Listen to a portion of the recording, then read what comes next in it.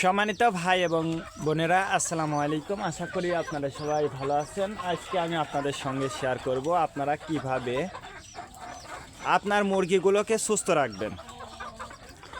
সুস্থ রাখতে হলে কিন্তু আপনাকে কিছু নিয়ম পদ্ধতি, কিছু মেডিসিন অথবা গাছগাছালির পাতা দিয়ে কিন্তু আপনি খুব সহজে আপনার মুরগিগুলোকে কিন্তু সুস্থ করতে পারবেন।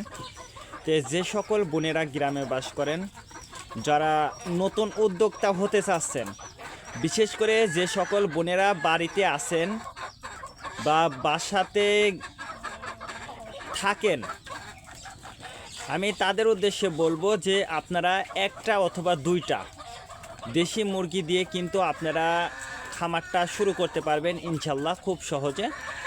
আপনারা যদি একটা মুরগি দিয়েও যদি খামারটা শুরু করতে পারেন, দেখবেন যে আপনার খামারটা বড় হতে বেশি সময় লাগবে না। তার কারণ একটা বড় মুরগি দিয়ে যদি আপনারা খামার করেন, আপনারা দেখবেন যে 6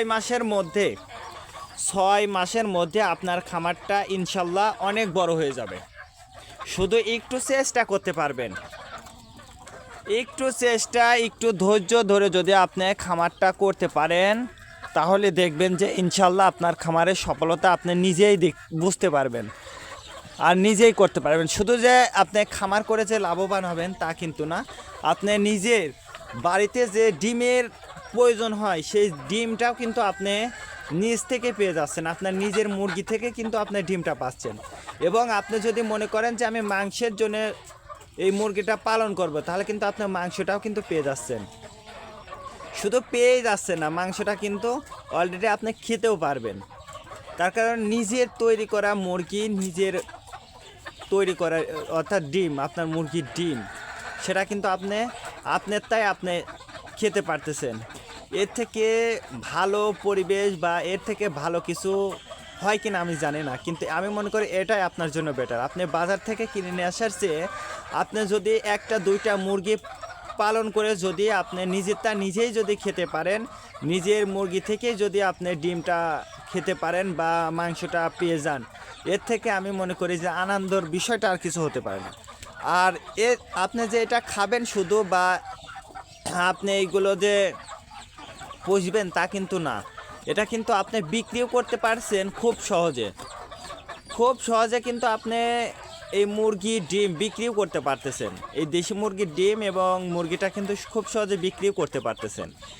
এই জন্য আমি বলবো, যারা দেশি মুরগি বা মুরগির খামারটা করতে চাচ্ছেন, বিশেষ করে দেশি মুরগির, আমি বলবো যে আপনারা 2-3টা মুরগি দিয়েও কিন্তু আপনারা অল্প পরিসরে কিন্তু খামারটা শুরু করতে পারবেন ইনশাল্লাহ খুব সহজে। আপনার মুরগি সুস্থ রাখার জন্য আহামারি অনেক কিছু জানার প্রয়োজন নেই।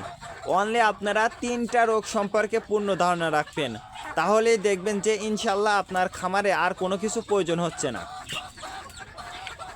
আমি আজকে আপনার মুরগিকে সুস্থ রাখার জন্য এবং মুরগির হজম শক্তি বৃদ্ধির করার কারণে আমি যে ওষুধটা আপনাদেরকে দেখাচ্ছি সেটা হচ্ছে জিজভেট। এটা দিয়ে আপনারা আপনার মুরগির রোগ প্রতিরোধ ক্ষমতাটা কিন্তু বৃদ্ধি করতে পারবেন খুব সহজে। এটা হচ্ছে জিজভেট।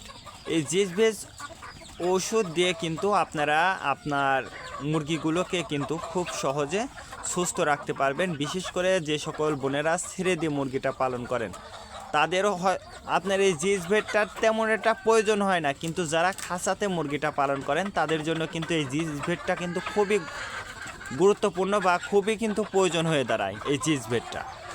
এই জন্য আমি বলবো, যারা খাঁচাতে মুরগিটা বিশেষ করে পালন করেন তারা অবশ্যই জিজভেট ওষুধটা দিবেন, তাহলে দেখবেন যে আপনার মুরগির চেহারাটাই চেঞ্জ হয়ে গেছে। আর যারা ছেড়ে দিয়ে মুরগিটা পালন করেন আমার মতো, অবশ্যই আপনারাও এই জিজভেটটা খাওয়াইতে পারেন, দেখবেন যে মুরগির সম্পূর্ণ রূপে পরিবর্তন হয়ে যাবে ইনশাল্লাহ। আজকে এ পর্যন্ত, ভালো থাকবেন, আল্লাহ হাফেজ।